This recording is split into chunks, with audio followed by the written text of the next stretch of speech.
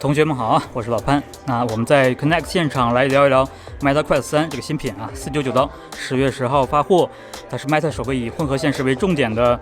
主流的消费级头显。那它跟2020年的 Quest 2对比呢，基本上就是一个全方位的大升级。但对 Quest Pro 来说，它可能是一个我觉得是各有优劣的一个产品吧。我们先聊聊显示效果，好吧？那这个屏幕，首先它其实有一个升级，就是说它用了2块分辨率达到2064×2208的 LCD 面板，现在是运行在90赫兹，但未来会更新到120赫兹的刷新率。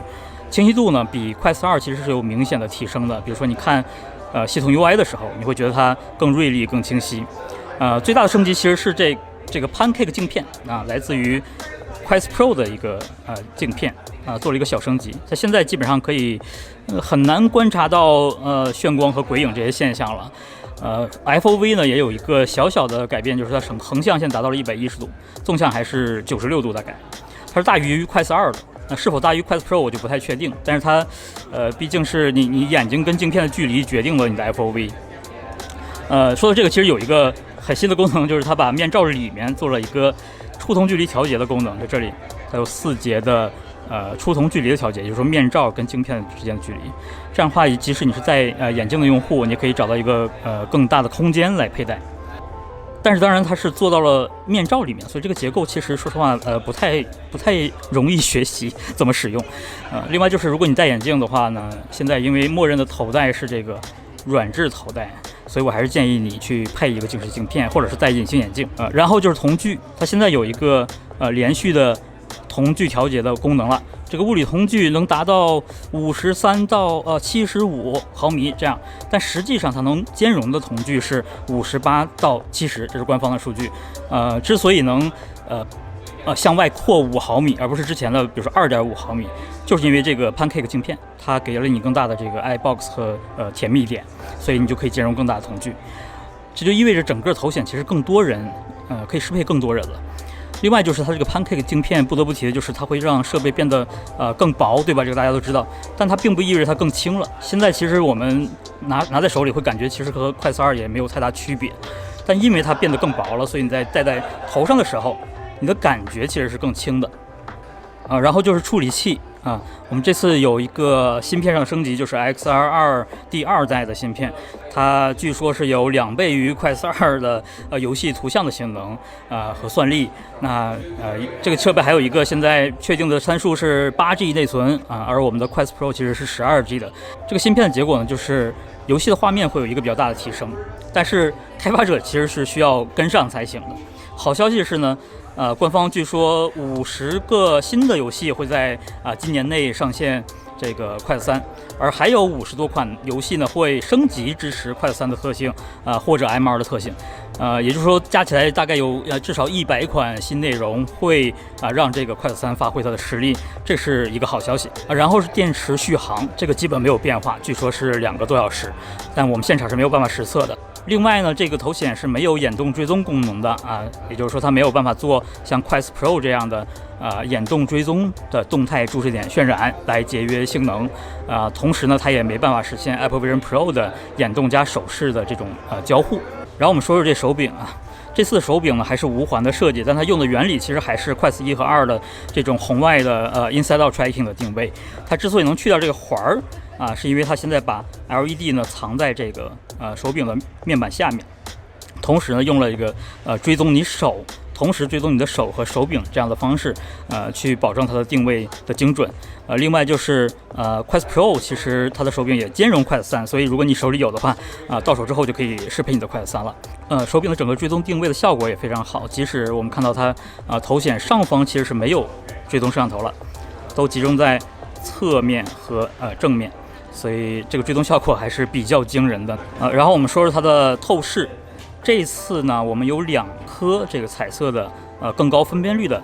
摄像头来做环境的采集，然后中间这里呢又有一个深度的传感器去帮忙做整个环境的3维重建，所以它透视的效果整体其实是比 Pro 有很大的进步的。在我看来是已经达到了我个人的及格线以上吧。那利用这个 AI 算法和这个深度传感器呢，它可以对环境做一些感知和理解，所以现在你其实是无需再设置这个游玩环境了，它可以自动的扫描你家里的环境，并且提供一些安全游玩范围的一个建议，这个是自动化的，非常方便。另外就是这个透视的效果可以实现更好的混合现实的体验。那具体的效果呢？我是觉得可以清晰到看手机了。当然这个透视依然是没有办法说服你，这是跟你的眼睛看世界是一样的效果。不过在我看来，它已经可以做一些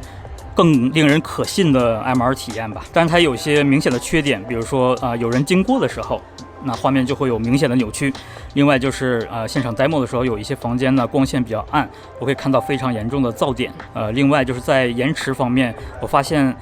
在一些 MR 体验里面，手柄的这个模型的运动比透视的这个视频画面要快，所以能够感知到这个明显的一个延迟。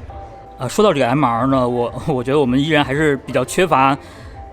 用户使用它的这个理由吧，所以需要大量的开发者来参与这个探索。而现在购买快3的玩家呢，有点像是在为所有人的未来买单的这个意思。补充其他几点呢，首先就是它的音频效果似乎更好了另外就是它这个芯片呢支持 WiFi 6E， 能够带来